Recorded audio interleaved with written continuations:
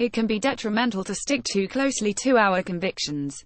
At PhotoFrank Augstein, most of us don't change our minds. Whether the issue at hand is the repeal of net neutrality in the US or Brexit, we avoid information that might shift our viewpoints, assuming that our opponents are simply dumber than we are. But recently, I had a change of heart about an important issue, and it showed me that it can be detrimental to stick too closely to our convictions.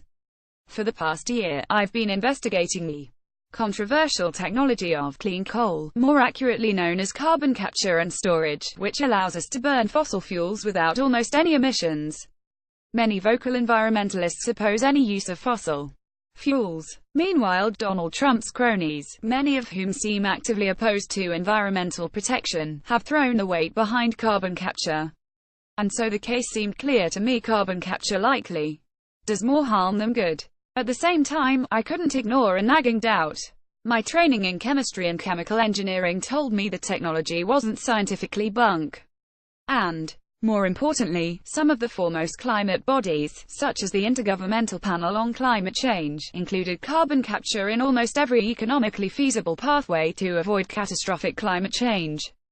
Who should I believe? As I began to report on the technology, it became clear I hadn't looked beyond my own information bubble and may have been overtly suspicious of carbon capture technology. By meeting dispassionate experts and visiting sites for the first time, I began to grasp the enormity of the environmental challenge facing us and to look at the problem in a new light. More than 80% of the world's energy still comes from fossil fuels, as it did in the 1970s.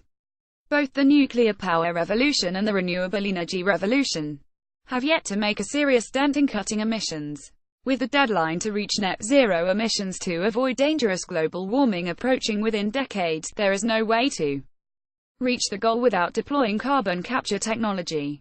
I now believe carbon capture is both vital and viable. It's my job as a journalist to seek out counterpoints, but rarely have. Those counterpoints led to a complete reversal of my stance. In order to form an accurate view of the world, we have to be skeptical toward others' claims. We also have to be open-minded enough to really listen to them. It's a tricky balance to strike, but the world would be a better place if we tried.